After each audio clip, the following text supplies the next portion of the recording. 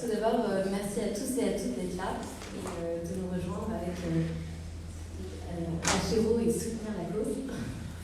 Et on organise cette conférence sur l'état policier, regard croisé entre les quartiers et la frontière, avec l'intervenant Mathieu Bégousse, qui est donc essayiste, sociologue, militant, réalisateur et encore plein d'autres choses. Vous pouvez retrouver quelques de ses œuvres juste là. Et on est aussi rejoint par Madeleine, qui est donc coordinatrice terrain pour HRO depuis un peu moins d'un mois. Un peu moins d'un an, pardon. Non, bien des mois, et qui a vu beaucoup de choses. Donc Mathieu Bégousse aura une approche un peu particulière et donc beaucoup de connaissances sur la politique menée dans les quartiers, et Madeleine aura une approche un peu plus sur la frontière. Voilà, donc on va se poser certaines questions sur comment est mis en place et comment se réalise cette politique de l'État, politique lourdement policière. Voilà.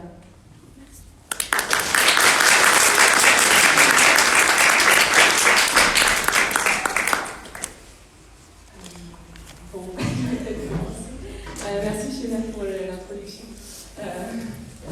Donc effectivement, cette conférence veut être sous la forme d'une discussion, donc quelque chose d'assez libre, dans lequel on une discussion dans laquelle on interagira, Mathieu et moi, effectivement sur ces thématiques de répression policière à l'encontre des personnes bien spécifiques et spécifiées. À savoir les personnes non blanches majoritairement et extrêmement précarisées. Voilà, donc peut-être Mathieu, si tu veux commencer là-dessus, et ensuite je rebondirai. Et ensuite, dans un deuxième temps, on aura plutôt un temps d'échange avec le public, vous.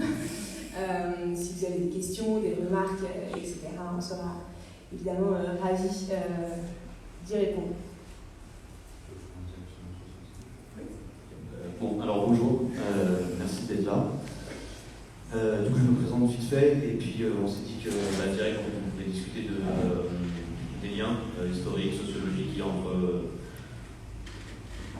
l'oppression, la répression policière dans les quartiers et l'origine des frontières. Donc moi, je fais de l'enquête critique, je fais de la recherche en sciences sociales depuis les luttes et pour les luttes, dans l'idée que mieux on comprend les systèmes de domination auxquels on fait face, mieux on est outillé pour s'organiser. Et voilà, et autour de cette idée qu'on ne peut pas agir sans avoir un savoir critique et même un cadre théorique, et que réciproquement, nos outils de pensée et le cadre théorique, il faut qu'ils soient construits à partir de la pratique, à partir d'une pratique collective, et qu'ils soient remis sur la table en permanence à partir de nos luttes en fait. Voilà, et donc en termes de sujet, je travaille sur l'histoire du système sécuritaire. J'ai passé la plupart de mon temps à bosser sur l'histoire de France, l'histoire coloniale et impériale française, mais ça fait aussi quelques années que j'essaie d'ouvrir le spectre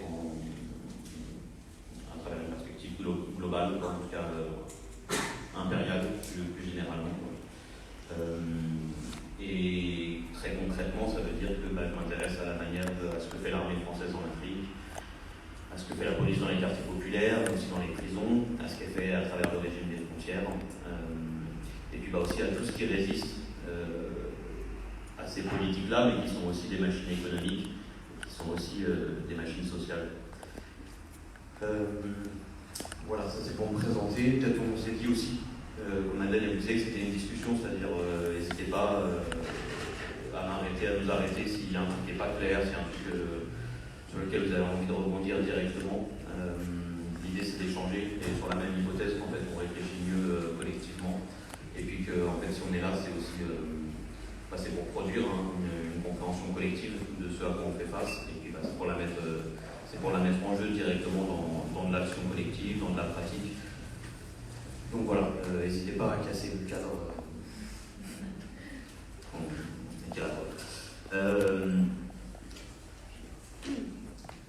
vais essayer de vous parler juste de deux notions que j'utilise. Comme un peu tout, on n'est jamais le premier à... On commence jamais à partir de rien, elles ont différentes généalogies. Mais en tout cas, deux outils qui me semblent importants pour comprendre ce qu'il y a à l'œuvre, à la fois dans la frontière, dans la politique des frontières, le régime des frontières, aussi pour bien montrer que ce n'est pas quelque chose qui tombe du ciel, ni qui est forcément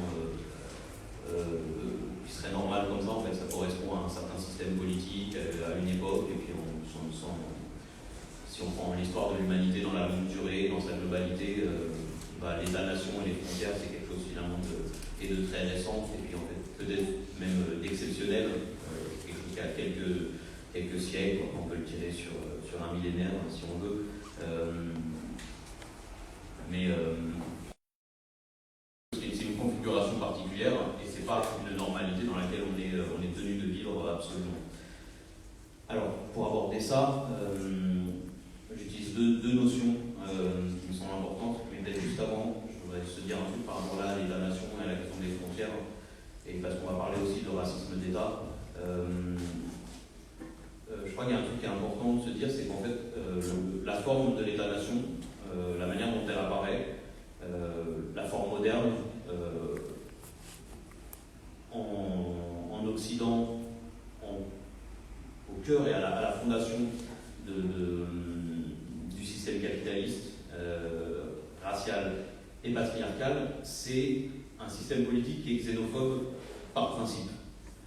C'est-à-dire que l'État-nation pose que si vous avez la nationalité, vous avez des droits qui vont avec. Si vous ne l'avez pas, vous n'avez pas les mêmes droits.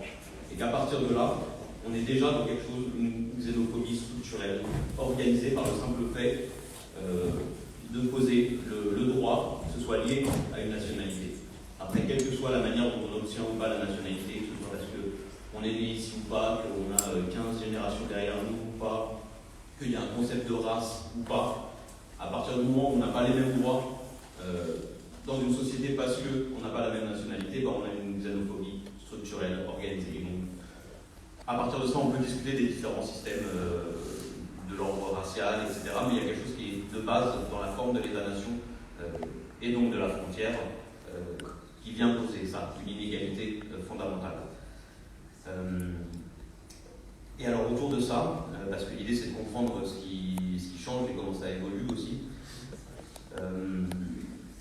dans mon boulot sur le système sécuritaire, j'ai avancé avec deux notions, une qui est l'endocolonialisme et l'autre qui est le socio-apartheid. En fait, elles dialoguent pas mal ensemble, ces notions, même il y a des moments où elles sont interchangeables. L'idée c'est de montrer quoi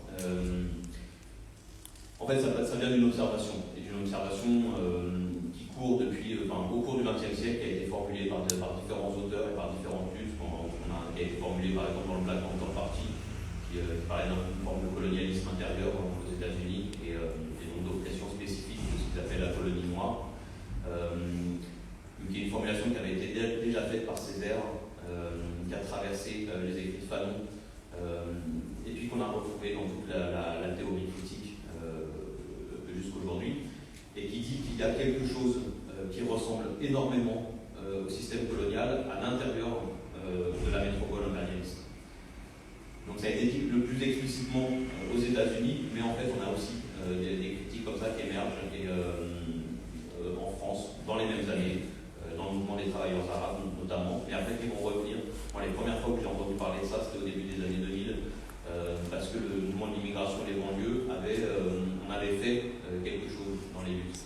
Par exemple, je me rappelle d'un numéro de l'Écho décidé, dont le titre c'était Gestion coloniale de la planète, gestion coloniale des banlieues. Et dans ça, jusqu'aujourd'hui, j'ai l'impression qu'il y a on a la carte de la mécanique qui est en place. Et donc, qu'est-ce qu'il s'agit de dire? C'est que les inégalités et les discriminations raciales qui touchent les quartiers populaires, c'est pas quelque chose qui est de l'ordre d'une trace, de quelque chose qui persisterait, d'un passé qui serait révolu. Parce que ça, c'est intéressant, c'est la question postcoloniale. Et il a fallu batailler aussi pour l'installer, même dans l'université, dans les luttes. Sur la fin des années 90, début des années 2000, c'était inentendable au début. Alors maintenant, c'est bien installé, même si tout le monde se fait traiter de woke tous les jours. C'est quand même installé, mais la question postcoloniale, elle nous dit, il persiste dans les imaginaires, dans les discours, dans les pratiques, des choses qui sont de l'époque coloniale et qui traînent encore là. Et donc, il faudrait nettoyer tout ça en faisant... je ne veux pas caricaturer, mais à travers nos politiques culturelles, on pourrait sortir de là. Des musées, de la communication, de l'éducation populaire, etc. Et tout ça, c'est vrai. Mais la question endocoloniale, elle dit, en plus de ça, il y a autre chose qui explique la situation dans laquelle on est, et c'est le fait qu'il y a une colonialité intérieure sur laquelle repose l'ensemble de cette société. Que ce n'est pas juste les traces d'un passé qui est terminé, et il faudrait nettoyer les inconscients, il faudrait faire des films et de la musique, etc., qui nous disent que tout ça c'est vraiment fini et qu'on est égaux.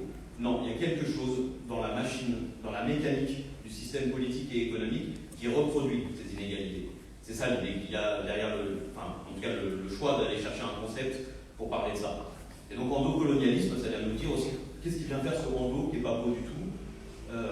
Il est là aussi pour dire que ce n'est pas la même chose que le colonialisme. Que quand vous bossez sur les... Déjà, il y a différents régimes coloniaux, il y a différents impérialismes, qui ont des formes particulières, qui évoluent avec les époques aussi, qui évoluent par rapport à ce qui leur résiste, qui des fois collaborent entre eux, rivalisent, etc. On a besoin de comprendre ce qui se passe, et il ne s'agit pas de dire que dans les quartiers populaires en France, c'est exactement la même chose que dans l'Algérie coloniale des années 30, ou c'est exactement la même chose que la situation de la colonie noire aux États-Unis, etc. Et donc ce endo, par contre, il dit qu'il y a quelque chose à l'intérieur, c'est quelque chose qui est organisé, et systémique, et structurel. Moi, ça me semble fondamental, parce que sinon on ne comprend pas ce qui se passe à tous les niveaux de ce qui touche les violences policières dans les quartiers. Pourquoi c'est à peu près toujours la même forme? Pourquoi ça se reproduit de la même manière? Pourquoi l'institution judiciaire, l'école, les médias dominants mettent autant d'énergie dans le fait de couvrir cette mécanique, de la protéger, de la reproduire? Parce qu'elle sert à quelque chose.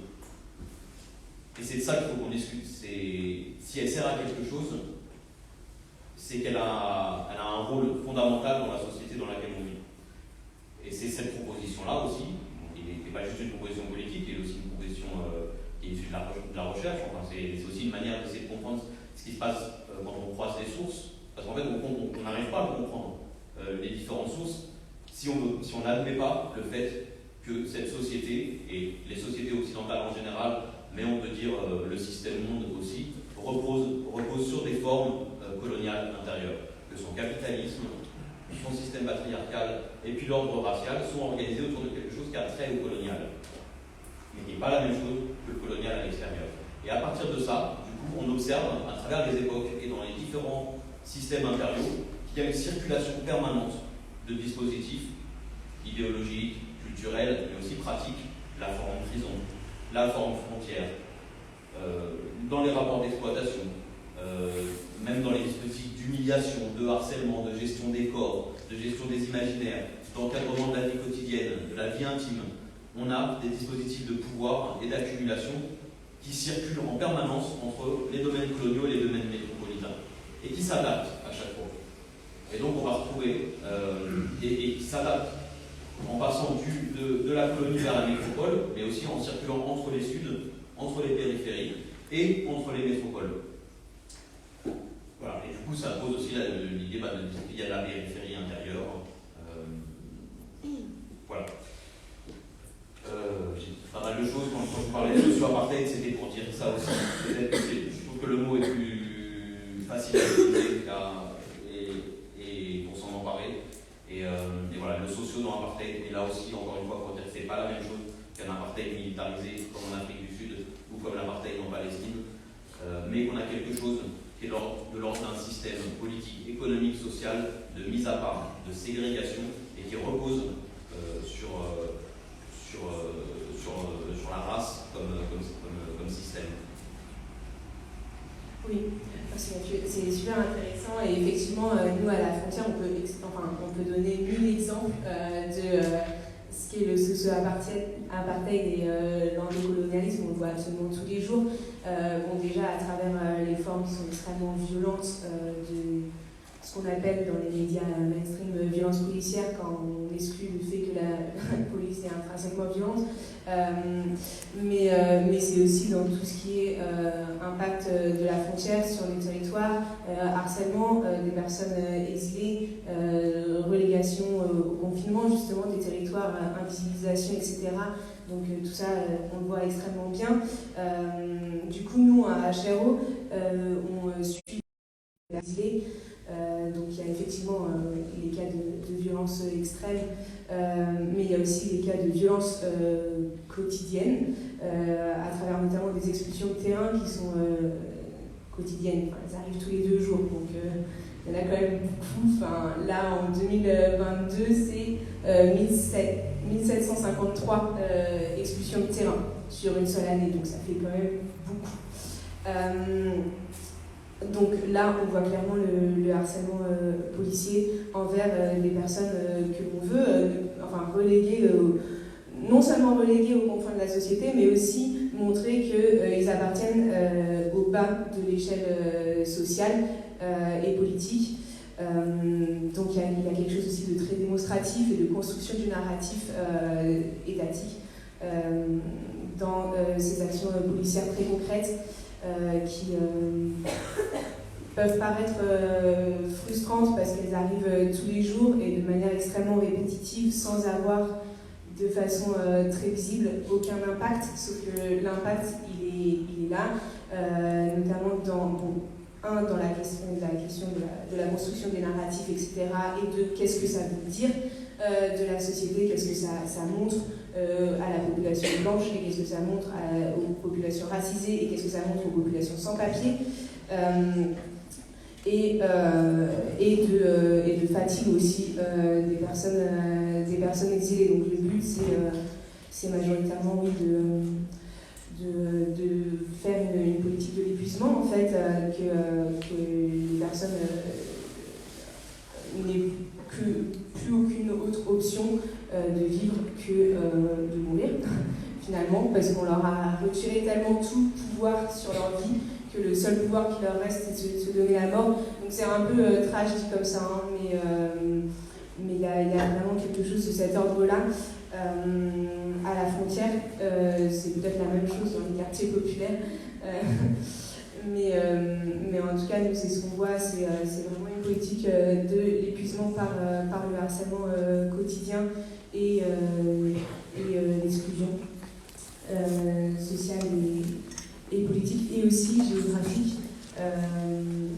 Quand on étudie la géographie de la frontière, c'est super intéressant, et d'ailleurs, il y a beaucoup de choses qui se rejoignent avec les quartiers comme on en discutait, mais il y a notamment une politique aussi qui fait extrêmement penser à celle utilisée dans les périodes de guerre. Donc typiquement les déboisements ou les retours de l'État, etc. Donc, par exemple, à Grande-Synthe, parce que du coup on travaille à Calais et à Grande-Synthe majoritairement. Grande-Synthe, c'est une commune à côté de Dunkerque. Et quand il y a des expulsions à Grande-Synthe, c'est vraiment des expulsions de grande ampleur. Donc là, tout le monde est déporté quelque part d'autre en France, donc ça peut être extrêmement loin. Enfin, les personnes sont forcées de monter dans les bus. Enfin, le seul choix qu'ils ont, c'est entre monter dans des bus dans une situation absolument inconnue et être arrêté par la police aux frontières. Donc ça n'est pas vraiment un choix. Après ces déportations-là, les sociétés de nettoyage privées qui sont mandatées par l'État et qui ne sont pas des sociétés de migrants, qui sont techniquement des sociétés de nettoyage, sauf que leur rôle ici, c'est vraiment de détruire les lieux de vie et les affaires personnelles, etc., de personnes qui ont été déportées. Donc là aussi, on les dépossède de tout ce qu'elles peuvent avoir. Et deuxièmement, absolument tout raser. Donc, quand les personnes se cachaient dans des bois, etc., paf, toutes les forêts sont rasées, donc en plus il y a un impact écologique vraiment pas top, quoi. Et puis ensuite retourner la terre, etc., ce qui fait penser aux techniques utilisées pendant la Première Guerre mondiale, notamment de raser pour avoir un maximum de visibilité, en fait. On empêche aux personnes de se cacher. Donc même le fait de se cacher même le fait d'être invisible dans la ville, est perçu comme insoutenable pour les autorités. C'est simplement on n'en veut plus, ou alors c'est pas qu'on n'en veut plus, mais on veut les maîtriser et on veut savoir où est-ce qu'elles vont, où est-ce qu'elles sont, etc. D'où ces déportations sur le territoire. Voilà, je ne sais pas si tu veux revenir là-dessus. Je continue. Bah non, en fait, là, ces techniques qui visent à rendre le territoire hostile ou inhabitable ou invivable, en fait, on les trouve aussi avant, pendant les conquêtes coloniales. Et d'ailleurs, ce qui se passe pendant la Première et la Deuxième Guerre mondiale, il y a toute une série de choses qui viennent de l'histoire métropolitaine, qui sont liées à la forme d'usine, qui sont liées à l'industrialisation. Et puis, il y a aussi énormément de choses qui sont expérimentées avant, justement dans le domaine colonial, et qui, pour les premières fois, vont être appliquées à l'intérieur de l'Europe, quoi. Et bon, voilà, c'est-à-dire qu'il y a une circulation permanente entre les domaines coloniaux et métropolitains. Moi, je voulais juste rajouter peut-être un autre truc sur du coup, les camarades m'ont permis d'aller observer un peu les dispositifs sécuritaires à Calais, et ça m'a renvoyé à quelque chose d'un peu plus, pas philosophique, mais en fait, un cadre plus général qui lie à la fois le pouvoir impérial, la frontière, ce qui se passe en termes d'oppression et de répression dans les quartiers populaires, et qui est lié à la question du statut de la vie et de quelles vies sont sacrifiables et quelles vies ont la légitimité, ont le droit à exister, et qui est quelque chose qui fonde finalement chaque système de pouvoir, mais qui en l'occurrence dans l'histoire des sociétés occidentales et des sociétés impériales, et la limite qui est mise entre qui est sacrifiable et qui ne l'est pas fonde l'ensemble du système historique. Et se redire que sur toutes ces questions-là, en fait, souvent on arrive avec, en réfléchissant à partir de la fiction qui a été mise en place pour justifier tout ça. C'est-à-dire que le processus d'expansion impériale occidentale s'est fait en racontant que la modernité européenne a apporté la civilisation, vous connaissez tout ça, a apporté le droit, mais qu'elle apportait aussi une séparation complète entre le temps de guerre et le temps de paix. Entre la guerre, ce serait quelque chose qui serait entre États. Finalement, la guerre contre les populations, c'est quelque chose de très marginal. La modernité occidentale, ce serait de ne pas utiliser la guerre contre les civils. Ce serait de séparer les combattants, de distinguer le combattant du civil. Et puis la guerre, ce serait pour l'extérieur. On ne ferait pas la guerre à l'intérieur. On ne mettrait pas à mort à l'intérieur. Pour l'intérieur, on aurait constitué de la police. Et la police ne mettrait pas à mort. La police respecterait les corps. Elle mettrait à distance la mise à mort. Bon, en fait, quand on regarde tout ça, ce qu'on dit depuis tout à l'heure, comment ça fonctionne en vrai, la frontière, comment ça fonctionne en vrai, le pouvoir policier dans les quartiers populaires, dans les prisons, et puis toute l'histoire coloniale. Quand on regarde toute cette histoire, depuis les colonisés, depuis les damnés de la terre, depuis les étrangers, depuis les exploités, etc., en fait, ce mythe-là, il ne fonctionne pas une seule seconde. Il y a des moments où il y a des corps qui, effectivement, ont été respectés de cette manière-là. Et c'est ça qui est l'exception. C'est-à-dire ce temps de paix où on ne met pas à mort, où on n'humilie pas, où on n'écrase pas, où on n'opprime pas les corps, ça concerne une petite partie de la population, dans certains moments, si on veut bien regarder toute cette histoire-là sur le temps long et sur la longue durée. La normalité, c'est l'inverse, c'est la nécropolitique. C'est pas la biopolitique, la normalité. L'Occident a créé la biopolitique pour une partie de la population, pour certaines strates de la population, mais le fonctionnement normal de toute cette machine, c'est s'autoriser à mettre à mort, et sinon, quand on ne fait pas ça, c'est une politique de la vie écrasée. D'autres ont dit une politique de la vie zombifiée, le corps zombie, quelque chose qui est entre la vie et la possibilité d'être mis en permanence à mort. Et ça, c'est quelque chose qui est fondamental dans le système politique d'encadrement quotidien des quartiers populaires. C'est qu'être un prolétaire non blanc dans la France contemporaine, ça suppose de vivre en permanence avec la menace d'être humilié, harcelé, mutilé, incarcéré, déporté, mis à mort, ça constitue l'ensemble de la vie quotidienne et de cette société-là. Oui, je te rejoins tout à fait sur cette notion de nécropolitique et d'État qui façonne les conditions de la mort plus que les conditions de la vie. Enfin, on est vraiment très très loin du mythe de l'État-providence. Et avec effectivement le fait tellement évident que des personnes sont effectivement sacrifiables, qui passe d'abord par un narratif, comme tu l'as dit, de déshumanisation totale,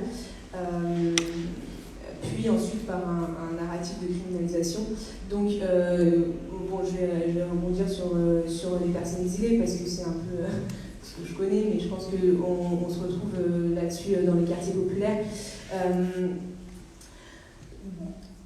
Normalement, une personne exilée, donc c'est quelqu'un qui a besoin d'un refuge, c'est une personne qui est déracinée, etc. Donc c'est une personne qui est non seulement garante de droit, mais qui a le droit de chercher une protection quelque part. Donc plutôt une acception assez, qui devrait motiver une attitude accueillante et positive. Dans un premier temps, dans les années 70, 80, il y a eu toute une période, un narratif justement de déshumanisation qui s'est déployé sur non mais on n'a pas besoin de ces personnes-là, enfin, c'était l'ouvrier jetable, etc. Donc on arrête les accords d'immigration parce que on n'a plus en fait déjà de travail pour les blancs, donc on ne va pas avoir du travail pour les non-blancs. Qui s'est ensuite transformé dans tout un narratif de criminalisation avec l'imaginaire du terrorisme international, etc. Et à partir de là, on a face à nous des dangers qui ne sont pas incarnés par des personnes. Donc on peut leur enlever non seulement tous les droits, puisque ce ne sont pas des gens, mais on doit surtout les attaquer et du coup, apporter une réponse policière, là où une réponse, pas une réponse, mais une politique d'accueil en tout cas, devrait être mise en place.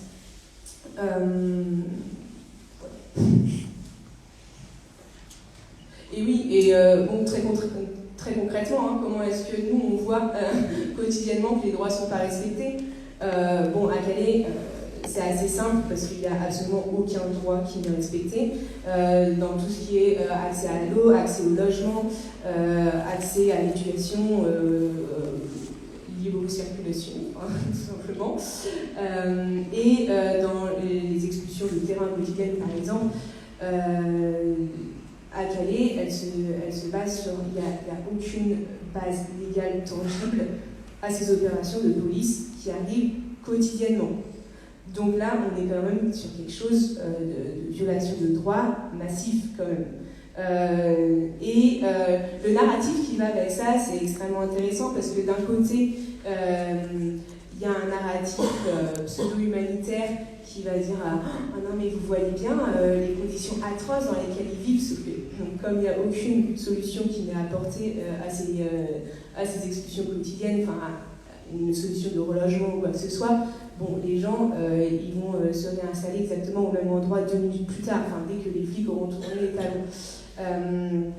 Donc s'émouvoir de façon complètement fausse et hypocrite sur des conditions de vie indignes, ça ne passe pas. Il y a aussi tout un narratif sécuritaire qui serait ah mais attention, de toute façon ils sont dangereux, c'est des migrants, bref. Ça c'est des choses qu'on entend de la bouche des flics qui nous disent. D'ailleurs ils mettent en place des périmètres de sécurité pour nous garder bien à l'extérieur. Du coup on se permet de demander s'il y a des problèmes de sécurité sur les camps.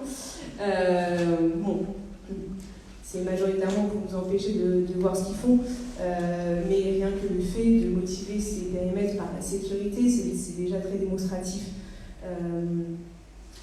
Voilà, donc effectivement, les narratifs qui se déploient pour installer une espèce de morale étatique de ce qui serait bien et ce qui serait une bonne personne et ce qui serait une mauvaise personne, voire pas du tout une personne, sont extrêmement intéressants à analyser.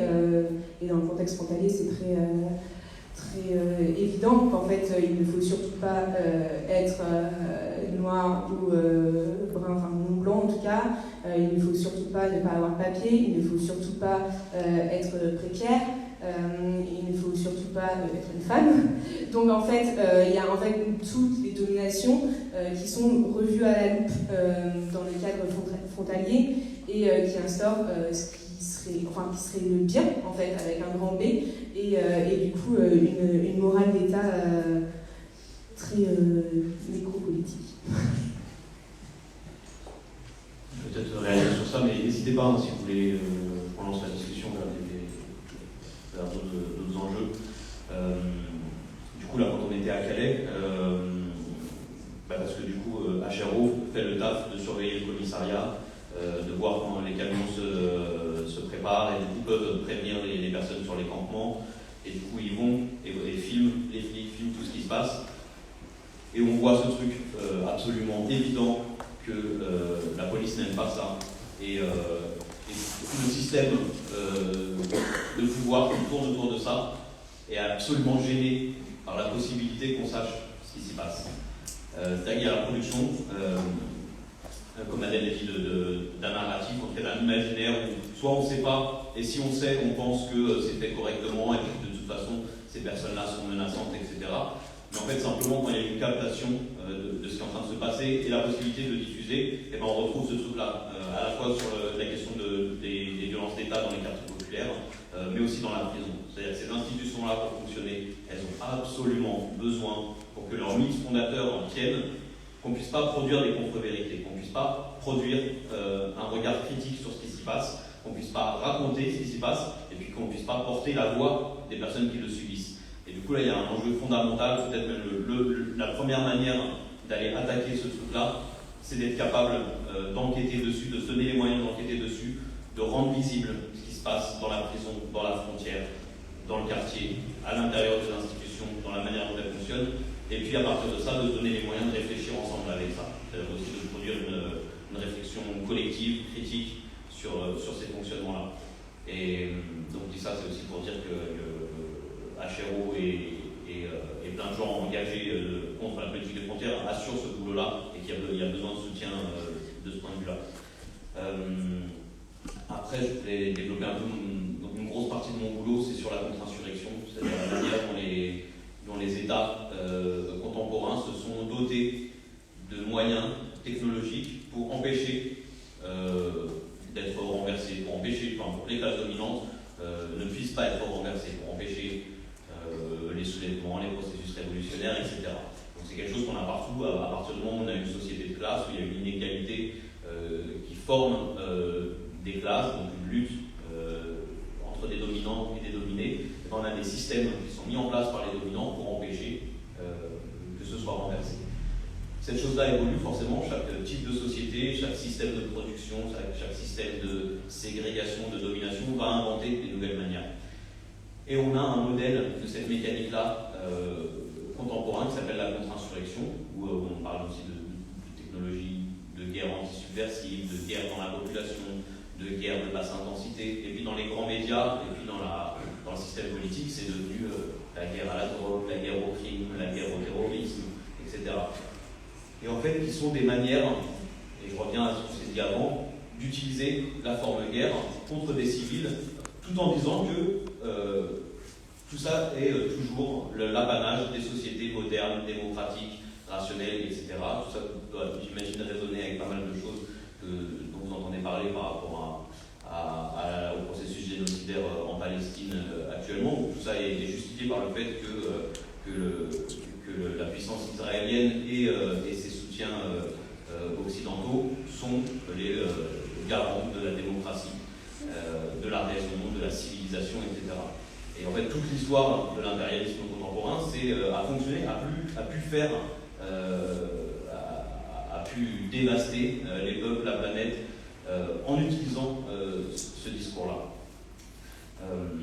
Et donc les doctrines de contre-insurrection, elles sont justement le produit de cette circulation permanente entre les colonies et à l'intérieur des métropoles, des espaces dans lesquels le pouvoir ne fonctionne pas de la même manière. C'est-à-dire où on va trier, et évidemment on va trier avec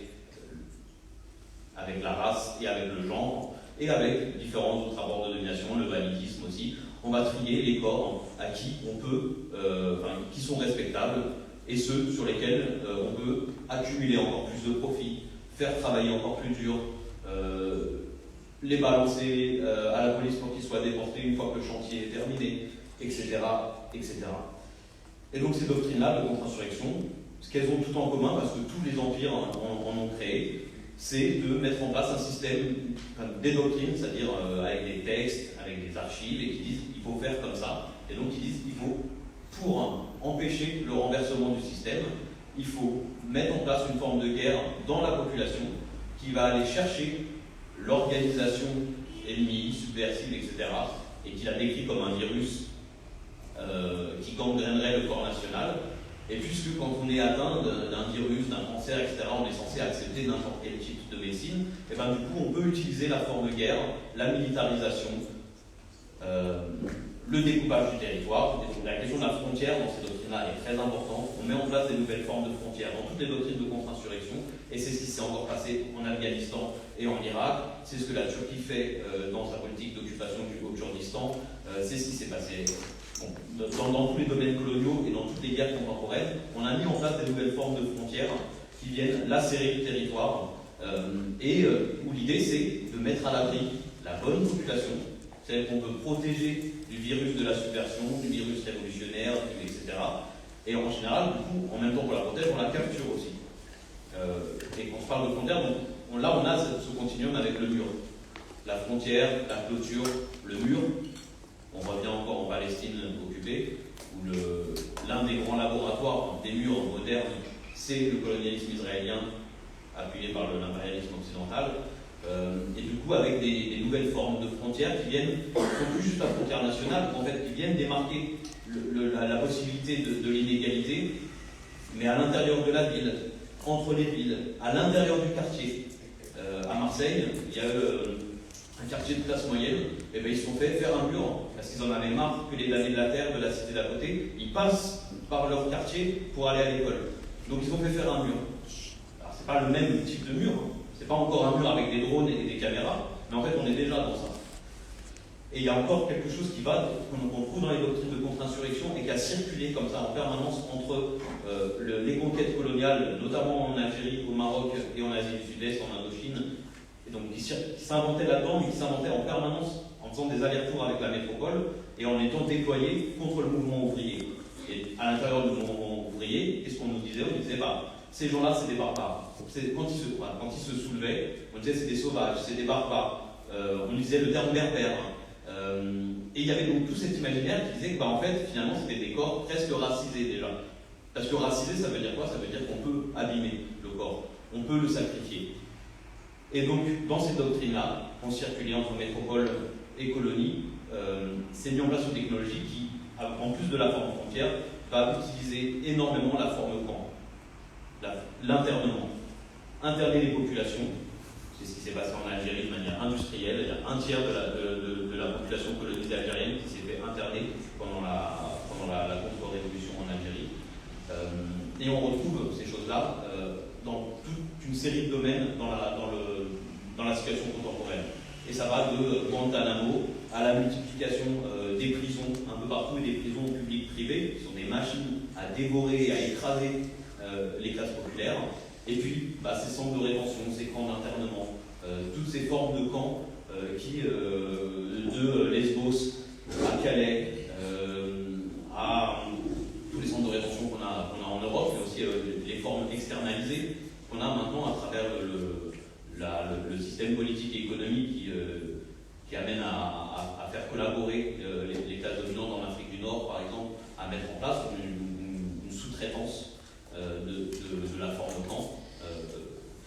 Et donc on a une politique générale qui associe la guerre à certaines et la possibilité de sacrifier les corps. Et ça, c'est quelque chose qui traverse toute l'histoire contemporaine et qui finalement, en général, été décrit, quand on a des travaux dessus, comme quelque chose qui était exceptionnel. Alors qu'en fait, ça fait partie de cette mécanique générale qui a traversé l'histoire et qui est là, qui est au cœur de la globalisation sécuritaire. Elle est au cœur du fonctionnement, de la normalité de la gestion politique de la population mondiale, et en particulier de tous ceux qui sont considérés comme surnuméraires, superflus, etc. Exactement. Et en ce qui concerne, je veux juste rebondir sur les visées contre-révolutionnaires que tu développais, pour juste l'illustrer de façon extrêmement concrète dans le cadre de la frontière. Quand il y a des expulsions du terrain à la frontière, les lieux qui sont visés en premier sont les lieux de socialisation. Il y a forcément les tentes, etc., les lieux de survie, mais tout ce qui est café, tout ce qui est petite échoppe pour vendre 2-3 trucs, tout ce qui est lieu où on se retrouve autour d'un feu, etc., tout ça, c'est d'abord, c'est vraiment visé, c'est assez impressionnant quand on en a conscience, mais c'est directement détruit en fait par les forces de l'ordre et tout ce qui s'y rattache. Et pourquoi est-ce que ces lieux-là sont visés en premier? Parce que, c'est des lieux où on se rassemble, et c'est des lieux dans lesquels on discute. Et quel est le grand danger d'une discussion de personnes opprimées? C'est la reprise de pouvoir. Le grand danger, c'est la politisation des personnes qui comprendront qu'elles ont un ennemi commun bien défini, qui vient les voir tous les jours et toutes les nuits pour les soumettre à des traitements extra-légaux. Et voilà, donc ça c'est très clair qu'il y a un énorme danger à la politisation des personnes opprimées et dans le cadre frontalier des personnes exilées. C'est aussi pour ça que les déportations à droite à gauche, les séparations de familles, d'amis sont utilisées de façon massive. C'est justement pour détruire tout ce qui ressemblerait à un semblant de lien social et à un semblant de reprise de pouvoir et du coup de possibilités d'émeutes ou de révolution. Voilà. Et dans ce cadre, juste pour aussi rebondir sur les activités à HRO et la surveillance de la police de façon générale, pourquoi est-ce que c'est important de surveiller la police? Parce que la police fait n'importe quoi en fait et qu'on leur en donne les moyens et c'est conscient dans la tête des dirigeants ou du moins des donneurs d'ordre de police que les ordres peut-être légaux qu'on va donner à une brigade de CRS ou à la PAC ou quoi va être outrepassé à un moment donné parce que justement on vit dans un État qui est raciste et qui laisse passer un grand nombre de choses quand on s'attaque à des personnes qui ne sont plus des personnes puisqu'on leur a dépossédé de leurs droits. Et à partir de là, oui, il y a toute une mécanique policière et institutionnelle qui peut se mettre en place et qui est extrêmement répressive et qui est très violente de façon quotidienne. Donc c'est important d'observer la police. Et d'ailleurs, ça renvoie à la naissance même d'HRO qui est extrêmement éclairante, je pense. Parce que HRO, c'est un projet qui est né en 2017 à la suite des personnes exilées qui remarquaient que quand il y avait une personne blanche sur le terrain lors d'expulsion, il y avait moins de violence. Et du coup, elles ont demandé aux assos présentes à Calais d'arrêter de distribuer de la bouffe et des couvertures, etc. Lors des opérations police et de juste être là pour se constituait en présence dissuasive. Bon, et à partir de cette présence dissuasive, c'était pas mal de récolter aussi des preuves en fait de ce que faisaient les flics. Et du coup, c'est à partir de là qu'on a commencé à les filmer en permanence et du coup aussi de leur faire savoir qu'ils étaient sous surveillance, ce qui est encore une fois une dissuasion. Mais le problème, c'est qu'on ne va pas les empêcher d'être en fait juste en les filmant. Donc le cop watching, la surveillance de la police ne peut pas être une fin en soi. Nous, on veut être un outil, de récolte de preuves pour ensuite constituer des contentieux juridiques, etc. Et aussi un outil de soulèvement, de prise de conscience pour le reste de la population qui n'est pas forcément engagée sur les frontières et qui ne peut pas forcément le faire. C'est ok, tout le monde ne peut pas venir filmer la police. C'est pas quelque chose sur lequel il faut culpabiliser. Par contre, c'est évident que c'est quand même intéressant de s'informer et de rester au fait de ce que fait l'État contre des personnes qui ne vous ressemblent pas forcément, ou du moins qui font partie d'un narratif justement très déshumanisant et criminalisant. Voilà. Donc nous, on utilise nos privilèges, blancs notamment, contre un système raciste pour ensuite essayer de contre-révolutionner le système en place. Moi, je ferais bien des liens avec ce qui se passe dans les quartiers. Du coup, sur la question de la mise en dépendance, en fait, mais c'est pas juste dans les quartiers, en fait. Hein. Toutes les recherches critiques et puis les luttes en général sur tous les rapports de domination, on revient un peu au même constat, c'est-à-dire qu'un système de domination, il tient parce qu'il arrive à mettre les dominés en dépendance. C'est-à-dire que dans une situation, quelle qu'elle soit, qu'on soit obligé de se tourner vers le dominant pour sa vie quotidienne, pour survivre, etc. Et du coup, c'est aussi quelque chose qui est assez fort dans la politique sécuritaire dans les quartiers populaires, et qui ne va pas toucher que la police. La police, elle est le bras armé de tout ça, mais en fait, ça reste toute la politique de l'urbanisme. Et puis finalement, on la retrouve aussi dans l'éducation nationale, dans la manière dont le logement est conçu, dans la manière dont la santé comme institution fonctionne à différentes vitesses pour les habitants des quartiers populaires, et où effectivement c'est criant dans la frontière. Il y a une recherche de venir briser tout ce qui ressemble à des formes d'auto-organisation, d'autonomisation, de solidarité horizontale, toutes les formes d'entraide, et aussi du coup les espaces dans lesquels c'est possible. Au début des années 2000, l'un des enjeux importants des politiques de rénovation urbaine, c'était en plus de couper les bâtiments, etc. Alors ça c'était pour faire des rues qui permettaient à la police de rentrer plus facilement et donc des visées contre-insurrectionnelles. Mais il y avait aussi toute la politique justement de clôture. C'est-à-dire qu'on a vu arriver les nouvelles gates, des nouvelles clôtures avec des nouveaux digicodes, puis la caméra, etc. Qui ont toujours été des trucs qui n'ont pas tenu très longtemps. Enfin, les gens les ruses, etc. Mais aussi de séparer les pôles.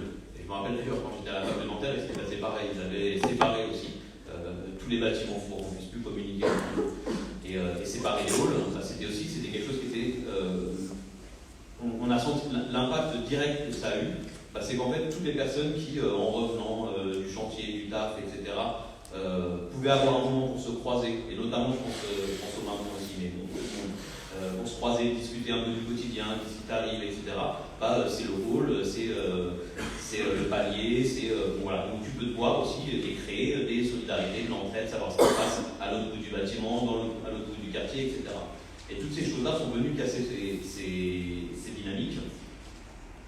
Et elles étaient liées aussi à une histoire de rentabilité. C'est-à-dire qu'il fallait. Le pouvoir se pense de manière rentable. Il faut que ce soit le plus fluide possible, tout en faisant en sorte que ça coûte le moins cher possible. Bref, et là j'arrive sur autre chose dont on n'a pas parlé encore.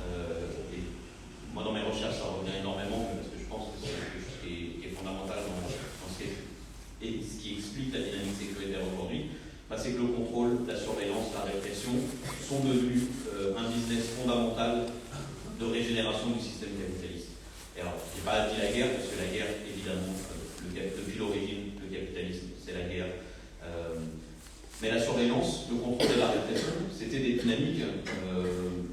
essentiellement contre-révolutionnaire. Il s'agissait de surveiller les classes dominées pour empêcher qu'elles se soulèvent, pour encadrer leur vie quotidienne, etc.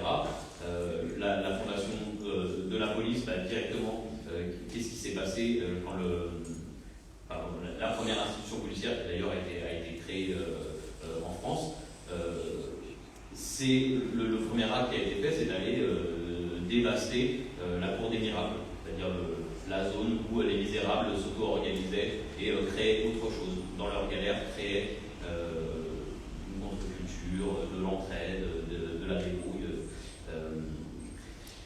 etc. Bref, ça c'est une parenthèse. Un des enjeux de la globalisation sécuritaire, c'est que le capitalisme qui produit lui-même des crises parce qu'on ne peut pas piller, accumuler, dévaster la planète en permanence sans qu'il y ait des révoltes, il y a un moment, ces taux de profit ils diminuent et donc il faut en permanence créer des nouveaux marchés. C'est aussi pour ça qu'on colonise, qu'on va mettre en dépendance. Au cours du XXe siècle, à la fois la guerre est devenue permanente et le contrôle, la surveillance et la répression sont devenus des marchés, surtout dans l'après 68, et c'est devenu des marchés de plus en plus importants. Là, c'était le courant novembre, j'étais enquêté à l'intérieur de Milipol, le salon mondial de la sécurité intérieure des États. C'est organisé par le ministère de l'Intérieur français en collaboration avec les plus grands industriels de la défense et de la sécurité, comme ils disent, c'est-à-dire de la guerre et du contrôle. Donc il y a vraiment un partenariat, une collaboration systémique entre le complexe militaro-industriel et le ministère de l'Intérieur pour développer des nouvelles technologies de contrôle, surveillance et répression, les mettre en vitrine, les mettre en scène et pouvoir les vendre. Et ce qui se dit dans ce salon, c'est qu'un bon moyen d'avoir accès au marché extérieur, de pouvoir exporter, ce qui est fondamental, c'est d'avoir fourni à l'intérieur, à son ministère de l'Intérieur. Et qu'est-ce qu'on trouve dans ce salon? Toutes les technologies de guerre, vous imaginez, du drone, alors Milipol c'est plus centré sécurité intérieure, donc il n'y a pas les chars d'assaut, etc., il n'y a pas les Rafales, ça c'est à l'Eurosatori. Mais on a des drones de combat, etc. Et on a aussi des smart fences, des barrières intelligentes, c'est-à-dire des frontières bardées de drones, ballons dirigeables, capteurs thermiques, etc. Et tout ça est un business fondamental, alors, notamment pour l'impérialisme français, joue une carte très importante pour lui là-dedans, mais ça concerne l'économie mondiale. Mais effectivement, la France joue une bonne partie de la puissance du capitalisme français faisait partie de son empire.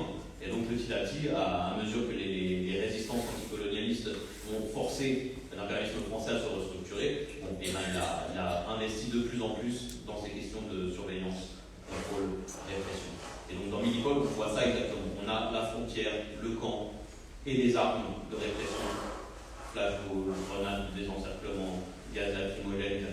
Tout ce truc-là constitue un vaste marché qu'il faut faire exister pour faire rentrer du capital, mais qu'il faut mettre en vitrine. Et comment on le met en vitrine? On crée des marchés publics qui vont dire là on a un problème, on a une nouvelle crise migratoire, il nous faut absolument des nouveaux moyens pour lutter contre ça. Les jeunes se révoltent, c'est pas parce qu'il y a un problème de violence policière, de misère, etc. C'est parce que il y a ils nous ont tout inventé sur ça, quoi. Mais donc il faut plus de police, plus armée, plus de technologie de surveillance, etc. Et donc là, on a une mécanique aussi qui est en marche, et celle de doter les institutions de plus en plus de technologies et de matériel, parce que quand elles en sont dotées, elles s'en servent, et lorsqu'elles s'en servent, à travers les médias dominants, on peut en faire vitrine. Et donc on peut ouvrir des marchés qui sont devenus des marchés fondamentaux. Oui. Et là-dessus, encore une fois, pour revenir aux frontières, c'est un marché qui est extrêmement juteux et extrêmement bénéfique pour toute l'industrie de la défense et de l'armement. C'est assez incroyable. Depuis 2000, l'Angleterre, là je vais parler juste de la frontière franco-britannique, mais c'est à peu près copier-coller pour toutes les autres frontières et c'est encore plus démesuré pour la Méditerranée. Mais Londres a dépensé 543 millions d'euros juste dans la sécurisation, entre grands guillemets, de la frontière. Sachant que ça n'a pas du tout arrêté les migrations, mais par contre, ça a nourri le narratif dont on parlait tout à l'heure, qui représente les dangers, etc.,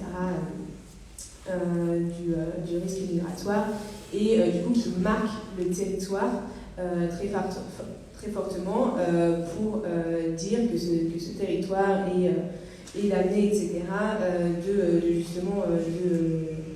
des populations indésirables.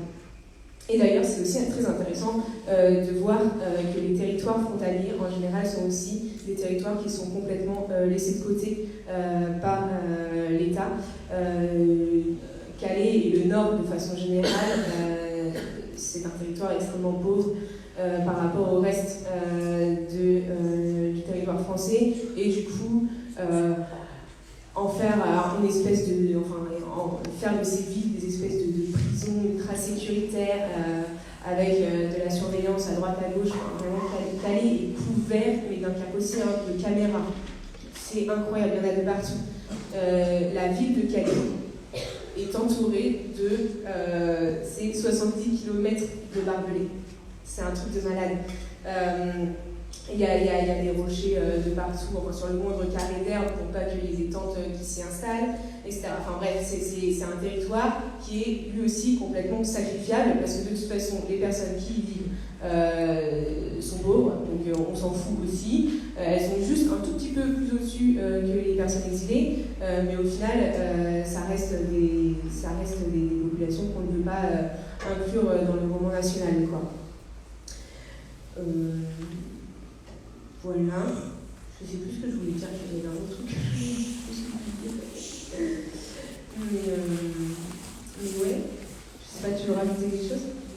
On a pas mal parlé, je peux bien dire un dernier truc et après on se lance plutôt dans un truc le présupposé de tout ça, c'est qu'est-ce qu'on en fait pour ça change, qu'est-ce qu'on en fait dans les luttes, qu'est-ce qu'on en fait en termes de mise en pratique collective. Moi j'ai l'impression qu'il faut à la fois, il y a un aspect sur lequel il faut qu'on enquête par nous-mêmes, parce que évidemment c'est pas l'État et les classes dominantes qui vont nous donner le savoir critique qui permet d'orienter nos stratégies, nos tactiques, etc. Que ça va forcément avec des pratiques d'éducation populaire, même d'auto-éducation populaire, des formes dans lesquelles on sort justement des schémas verticaux et hiérarchiques, mais où on réfléchit ensemble, où on traite les sources ensemble. Et ça se fait de toute façon, mais on peut dire que c'est aussi des espaces dans lesquels on doit s'investir, mais ça existe à chaque fois qu'il y a un action policier. Qui c'est qui mène l'enquête? C'est la famille, les proches et les militants, et qui vont mener la véritable enquête qui va permettre d'établir une vérité critique à opposer au discours des policiers, qui va être puis repris par les médias dominants et qui va servir tout le système d'impunité.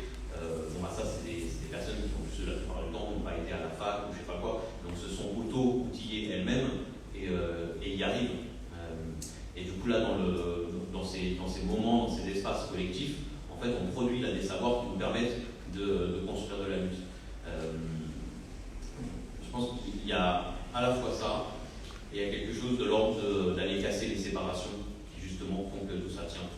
Et ces séparations-là, c'est quoi? C'est par exemple comment on s'organise avec les personnes qui sont concernées avec tout ça. Comment on se donne les moyens de rencontrer les exilés à Calais. Par exemple, HRO fait ça aussi. Comment on crée des espaces, des moments dans lesquels on se croise, on discute, on se rencontre, on se raconte nos vies. Ah, et tiens, peut-être qu'on peut faire quelque chose ensemble. Et puis peut-être qu'on pourrait faire une cantine, et puis peut-être que, etc., ouvrir un bâtiment, etc. Ici, ça veut dire rencontrer, aller aider, participer aux luttes des collectifs de sans-papiers qui sont souvent mis de côté de tous les niveaux. Il y a une grève à Emmaüs depuis un moment des travailleurs sans-papiers qui a absolument besoin de soutien, parce que là encore une fois, on le voit, il y a un petit peu de militants, il n'y en a pas beaucoup, et la police se permet tout ce qui est fait habituellement, gazage, matraquage, etc., pour casser leur lutte.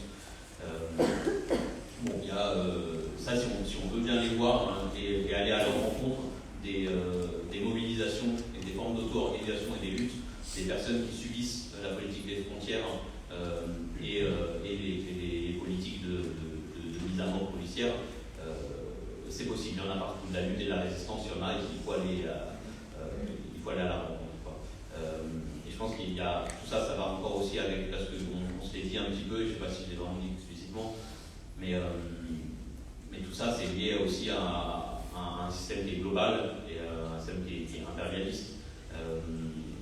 Les armements, les technologies de surveillance, de répression, l'économie de la guerre dont on a parlé, par exemple, elle se manifeste pour l'histoire française. Le cœur de tout ce système-là, c'est aussi la France-Afrique. C'est aussi ce que font les bases militaires. Enfin, à quoi servent les bases militaires françaises en Afrique? À quoi servent les déploiements Barkhane, toutes les opérations dites opérations extérieures, toutes les formes de guerre néocoloniales? Et ben, comment on s'organise avec les peuples, avec les classes populaires qui subissent ça et qui y résistent aussi. Et donc là, par-delà les frontières, comment on donne les moyens de passer par-delà ces frontières pour organiser des solidarités internationalistes? Voilà, je crois qu'il y a quelque chose qui est à chercher de cet ordre-là, c'est parce qu'en plus, nous on le voit beaucoup dans les luttes contre les violences policières.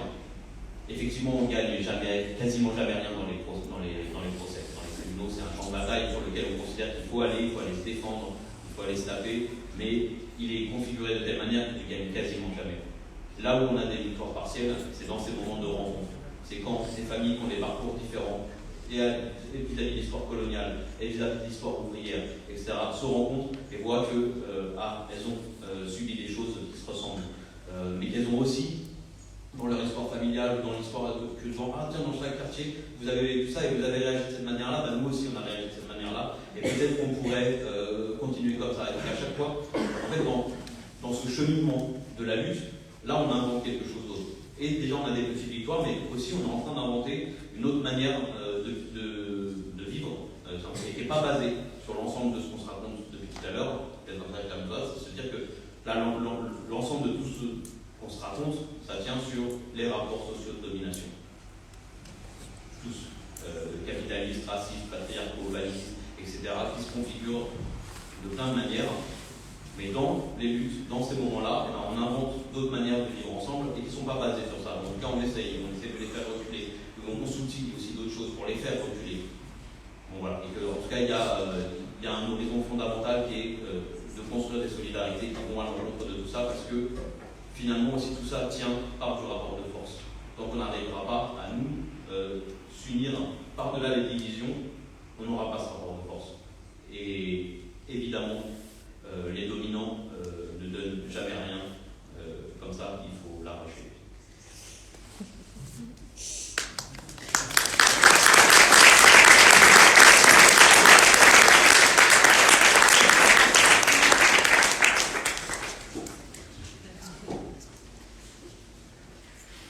Donc, on va passer aux questions, aux remarques, etc. Il y a des gens qui se lèvent déjà. Ouais.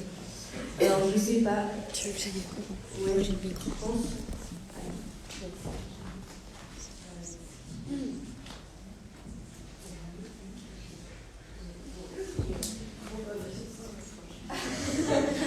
Merci, c'était super intéressant. J'ai juste une question de terme. Au début, tu as parlé d'endocolonialisme et de socio-apartheid. Est-ce que c'est la même chose du coup? Est-ce que c'est deux synonymes ou est-ce qu'il y a quand même une légère différence? Oui, il y a une différence selon pourquoi on s'en sert. Mais l'objectif, c'est un peu le même, c'est de montrer l'aspect systémique. Mais dans le colonialisme, il y a aussi le processus par lequel on importe en réagençant en permanence des dispositifs qui viennent du domaine colonial et qui sont adaptés à l'intérieur dans certaines situations. La prison, le quartier, la frontière, etc. Et voilà. Après, il ne faut pas cacher non plus le fait qu'il y a aussi la dynamique réciproque, c'est-à-dire que les formes de pouvoir élaborées en contexte métropolitain vont être exportées. Donc, ils vont être réadaptés en domaine colonial, ou dans le sud global, de différentes manières. Ça se passe dans plein de domaines, pour les drones, par exemple. Mais non, ce n'est pas les mêmes notions.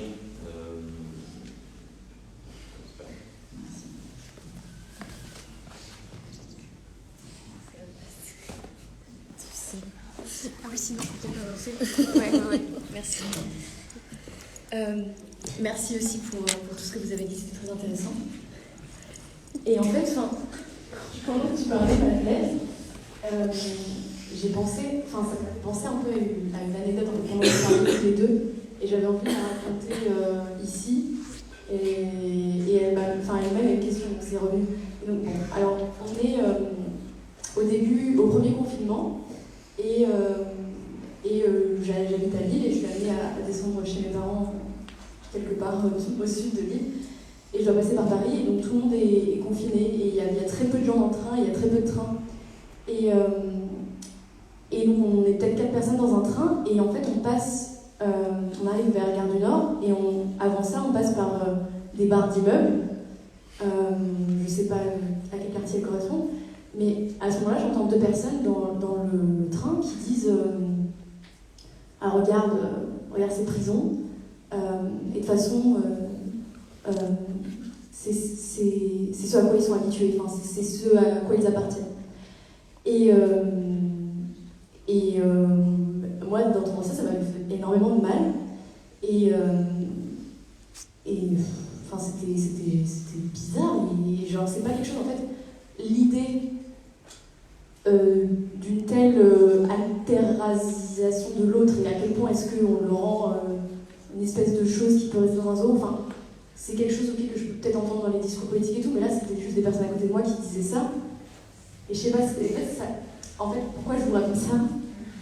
Parce que je me pose la question, et Mathieu vous l'avez évoqué donc à la fin, un peu des façons d'avancer autrement, etc. Et moi je m'interroge sur... Pardon, c'est très mal construit.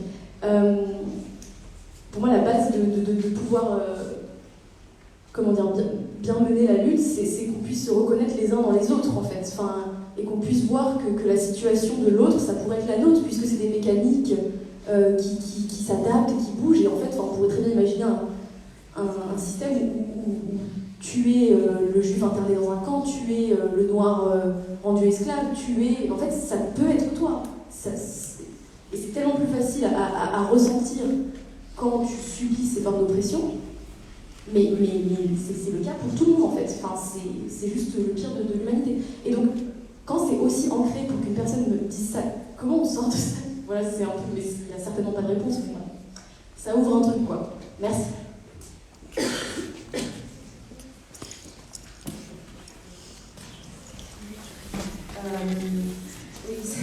Comment on sort de ça? Il n'y a clairement pas de recette magique à la lutte, en tout cas à la révolution, sinon elle serait déjà appliquée.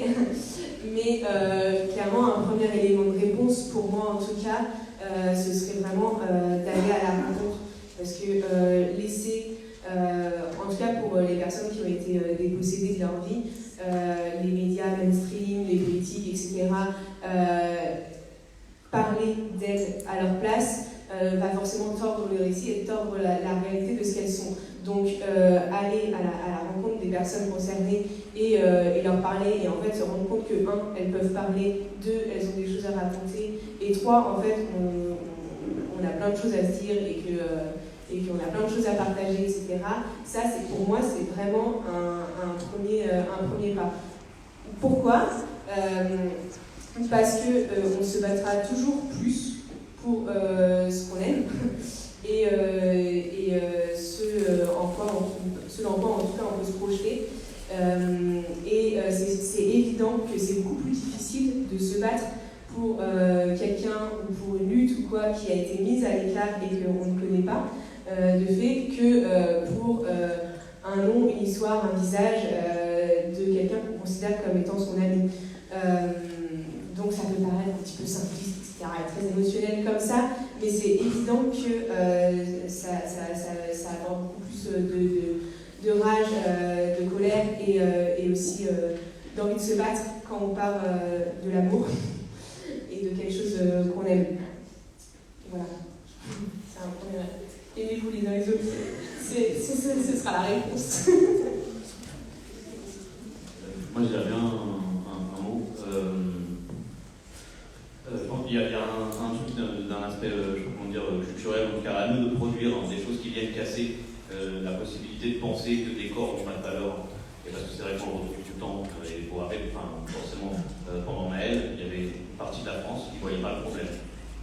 voyaient même pas la violence.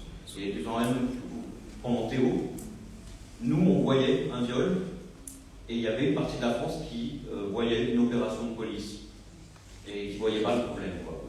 Et de ce point de vue-là, en fait, effectivement, on peut dire qu'est-ce qu'on peut faire, quoi. Et notamment, il y a deux choses. Il y a une chose que alors du coup, sur l'aspect culturel, en tout cas, de casser les codes dominants, de casser l'ordre du discours. Là, par exemple, par rapport à la Palestine, la campagne qui consiste à placarder les visages des victimes palestiniennes et avec quelques mots sur leur nom, leur vie, qui c'était, et de ne pas pouvoir faire comme si c'était juste des chiffres, des statistiques, etc. Les démontrer, balancer des humains, et c'est nous, du coup. Ça me paraît important. Et ça se joue aussi dans les luttes contre les violences policières, raconter la vie des personnes, leur nom, qu'est-ce qui s'est passé, etc. Ça, c'est quelque chose qui est assez fort et qui est important, même si on sait bien qu'on a aussi face à nous des gens dont c'est le projet politique que ces corps restent sacrifiables. Et voilà. L'autre aspect, là où j'ai l'impression que des fois ça marche, c'est la révolte. En vrai, quand ça a surgi pour Naël, il y a eu un moment où les gens ne pouvaient plus s'asseoir sur leur considération habituelle. Non, ça brûle de partout, ça attaque des commissariats, ça bloque des routes. C'est qu'il y a quelque chose qui n'est pas possible. C'est que c'est pas possible que ça continue de cette manière-là. Et donc là, à ce moment-là, je ne parle pas des gens qui sont absolument consciemment du côté de la reproduction de ce système-là, mais plutôt des gens qui sont perdus entre les deux. Et là, tu es obligé de remettre en question ce qui se passe. Et ça fonctionne dans toute l'histoire, en vérité. Il y a des gens qui bougent parce qu'à un moment, face à la révolte, tu es obligé de capter que, oui, là, il y a un dominant et un dominé, et le dominé ne veut plus. Et qu'est-ce que ça implique en termes de mise en pratique? C'est que nous, il faut qu'on se donne les moyens d'appuyer les révoltes. Quand elles ont lieu, à chaque fois, et ça c'est dans toute l'histoire des luttes contre les violences policières, à chaque fois déjà, quand il y a un crime policier et qu'il n'y a pas de révolte, il n'y a pas d'ouverture de procédure, il n'y a rien dans les médias, quasiment, sauf s'il y a juste un comité qui se met en place, mais c'est évident. La plupart des affaires qu'on connaît et qui sont restées dans l'histoire, c'est parce qu'il y a eu une révolte. Et ça, les jeunes habitants des quartiers qui se mettent en danger dans ces moments-là, ils le savent, et c'est conscient. Et du coup, un des objectifs, c'est aussi de rendre perceptif, je ne sais pas comment dire, de crier le fait que ces révoltes, elles sont politiques. Oui, les gens ne se soulèvent pas comme ça, ils ne se mettent pas en danger de se faire mutiler, tuer, etc. Pour rien, c'est parce qu'ils ont une compréhension profonde d'une injustice et qui veulent que ça s'arrête. Et ça, dans ces moments-là, c'est absolument important que partout il y ait des voix qui disent non, c'est des révoltes sociales, c'est politique. C'est pas quand on essaye en général de nous faire passer comme un truc hystérique, émotionnel, on ne sait pas pourquoi, même si bien sûr il y a des émotions. Et ça veut dire aussi du coup appuyer les révoltes, ça veut dire faire des caisses de soutien, ça veut dire faire du suivi dans les tribunaux, appuyer les jeunes qui vont se faire incarcérer, etc. C'est encore une fois toute une série de pratiques d'auto-organisation et d'autodéfense qui doivent permettre déjà de limiter la casse en termes de répression, mais aussi encore une fois de se rencontrer avec les familles, des jeunes qui vont être incarcérés, etc. Et puis, je sais pas, la caisse de soutien antiraciste, ça a créé énormément d'actions un peu partout sur le territoire, de rencontres, de solidarité, pour faire rentrer des sous là-dedans, donc des soirées, donc des cantines, et qui sont encore des moments pour dire ces révoltes, elles sont politiques, on ne veut plus de ce système-là, et on soutient les autres, etc.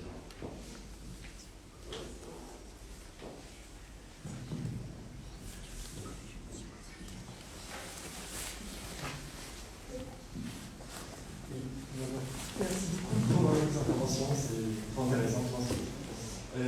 Juste pour rebondir par rapport à ce que tu viens de dire sur la révolte de Naël, juste à titre un peu plus petit, juste pour exemplariser, par exemple, là tu as parlé de toute la violence judiciaire, donc tu étais capable aussi le système capitaliste et aussi l'état policier tel qu'on connaît. Alors, par exemple, là sur 540 comparutions immédiates en 2 semaines de révolte, il y a eu 490 mandats de dépôt prononcés donc, dans l'entièreté de la France pour une population donc, entre 18 et 25 ans et précarisée aussi, une majorité de personnes racisées, etc.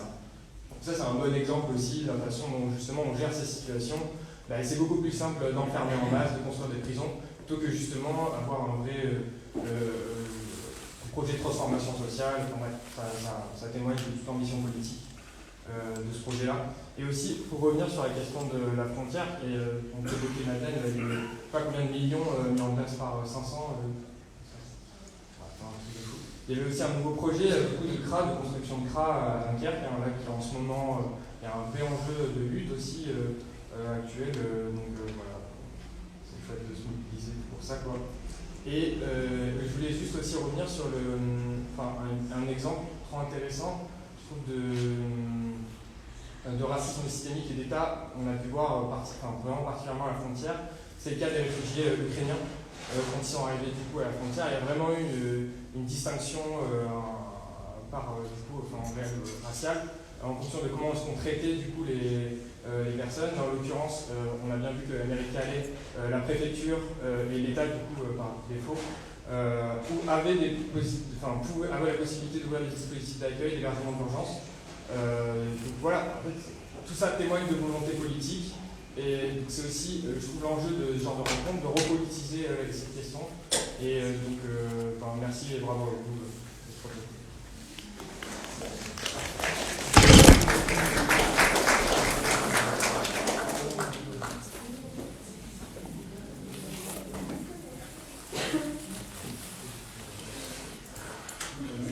Est-ce que je peux peut-être vous demander j'avais une question en fait, c'était sur Gérard, merci pour votre travail et je voulais savoir ce que vous pensiez de. En fait, c'est surtout sur ce que vous avez dit vis-à-vis de la construction d'un récit, d'une doctrine, de l'idéologie. Vous n'avez pas tout à fait arrêté sur la question de l'extrême droite, qui est quand même la source de la construction de ce récit et qui légitime aussi la fascisation d'une partie de la police, qui est aussi justement dans leur rang qu'on va recruter les meilleurs policiers. Et aussi, ça m'a un peu trigger quand vous avez dit que un des récits qui alimente le racisme et l'exclusion des corps, c'est de dire, voilà, souvent, en gros, les étrangers prennent le travail des Français. Et ça, typiquement, c'est vraiment le cœur de ce que présentait à l'ancienne Jean-Marie Le Pen. Et est-ce que vous auriez quelque chose à dire sur le recours par le capital au fascisme en France aujourd'hui et aussi historiquement en Algérie, l'OAS ou même en Israël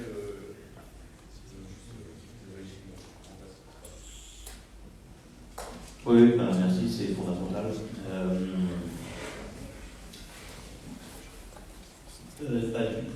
Ça croise un peu mon boulot et les discussions qu'on a avec certaines franges du mouvement antifasciste et les franges qui sont impliquées dans le soutien aux luttes des quartiers populaires, dans un engagement anti-impérialiste et qui assument la question de la lutte contre le système racial. Et du coup, avec cette question de base, on avait dit déjà c'est quoi le fascisme, où effectivement, après, si on veut avoir une approche rigoureuse dans l'historiographie, chaque époque est différente, chaque configuration est différente, et donc on peut faire le choix de parler de fascisme aujourd'hui, mais alors il faut dire que de toute évidence, c'est pas et ce sera pas le même fascisme que celui qu'on a connu dans les années 30 et 40. Moi, ma manière de l'aborder, c'est au croisement de mon boulot et de la théorisation sur la fascisation. Ce que j'ai l'impression d'observer, c'est qu'il y a une mécanique impériale de la fascisation. C'est-à-dire qu'on a dans toute l'histoire de l'impérialisme des espaces et des moments dans lesquels, justement, on va retrouver toute une série de dispositifs qui vont être mis en système dans le moment fasciste. Et du coup, le moment fasciste comme une machine de contre-révolution. que là, on a clairement, dans les années 30 et 40, où il s'agit aussi de briser le mouvement révolutionnaire, de s'opposer au mouvement communiste, au mouvement ouvrier, au mouvement conseilliste, et en allant chercher du côté de la militarisation, mais aussi du coup du délire sur la régénération raciale. Et ça, effectivement, on a ces généalogies-là, elles sont tressées avec d'autres, qui elles ne sont pas forcément coloniales, elles peuvent être métropolitaines. Le fascisme européen des années 30-40, c'est aussi la rationalisation extrême de l'usine, de la fabrique, etc. C'est aussi les conceptions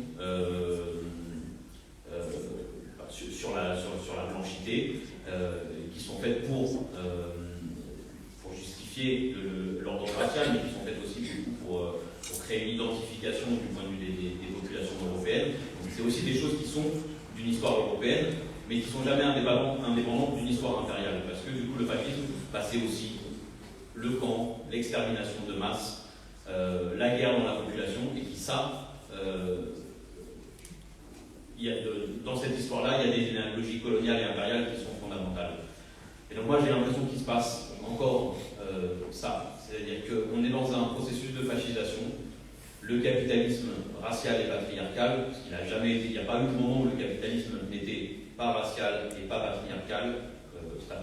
C'est assez bien documenté par toutes les études critiques des 15-20 dernières années. Le capitalisme racial et patriarcal va utiliser l'extrême droite au quotidien comme un réservoir d'idées, de pratiques, de dispositifs dans lesquels il va piocher. Il va piocher des cadres qui fait monter au ministère de l'Intérieur, etc. Il va piocher des idées en permanence, comme celle dont tu as parlé. Il va chercher des pratiques, il va chercher des formes miliciennes, etc., de l'idéologie, des affects. Et puis, il y a un moment où la classe dirigeante et où la bourgeoisie fait appel directement aux forces fascistes et leur donne le pouvoir. Donc là, on est dans quelque chose où on ne sait pas exactement où on est, mais on sent qu'on est sur un processus qui va vers ça. Mais il va vers ça, où est-ce que ça se passe, il va vers ça? C'est quand je parle de mécanique impériale de la fascisation, c'est que ce processus-là qui nous amène des partis réellement néofascistes au pouvoir, ça se passe dans la frontière, ça se passe dans la prison, ça se passe dans les guerres néocoloniales, ça se passe dans l'écrasement des quartiers populaires, ça se passe dans le féminicide, ça se passe dans tous les espaces et les moments, dans toutes les situations où les rapports de domination fonctionnent à l'écrasement de la vie. Et donc, le présupposé de tout ça, c'est que lutter contre la néofascisation, c'est de se donner les moyens d'être organisé, d'être carré dans tous les domaines dont je viens de parler. Et juste vite fait, pour rebondir, parce que aussi tu avais parlé de narratifs et de narratifs émanant de l'extrême droite, etc. Alors,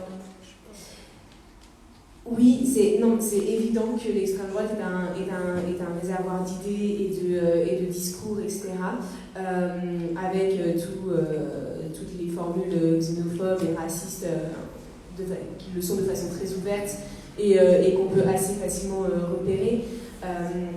Mais il y a aussi quelque chose de beaucoup plus diffus et qui est pourtant tout aussi raciste dans le discours pseudo-humanitaire qui sera déployé contre les personnes minorisées. Dans les quartiers populaires, ça se voit aussi très bien une espèce de discours civilisationnel qui est utilisé à outrance. C'est le cas dans les frontières avec tout ce qui est autour des opérations de mise à l'abri qui sont en fait finalement que des opérations de contrôle des corps et des esprits. Donc voilà, le fascisme, oui, mais qui n'est pas cantonné qu'à une extrême droite qui est extrêmement visible car désignée comme telle. C'est quelque chose de beaucoup plus diffus et du coup qu'on peut retrouver dans plusieurs discours qui pourtant semblent venir d'autres classes politiques que l'extrême droite même autodésignée comme telle.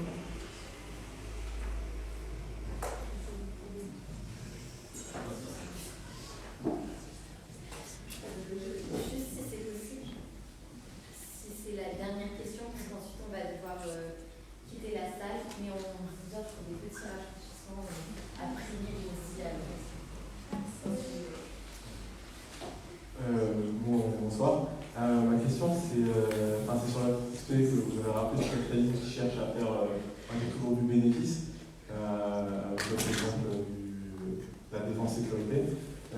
La question que je me pose, c'est économiquement, est-ce que, on sait déjà que les flux migratoires à Calais ou dans la Méditerranée ne représentent pas grand-chose en vérité, comparé au reste des flux migratoires. Et la politique aussi d'ostracisation d'une partie de la population dans les quartiers populaires, est-ce que c'est pas aussi une perte d'argent dans le sens où s'ils étaient intégrés, par exemple les quartiers populaires, dans une économie dynamique, ça rapporterait plus d'argent au capitalisme. Donc je me pose une question, est-ce que dans ces cas-là, est-ce que la dominance raciale elle prévaut sur la dominance économique, et à ce moment-là on se dit on est prêt à faire des sacrifices économiques pour maintenir une dominance raciale, ou alors il y a des bénéfices cachés qu'on ne voit pas directement?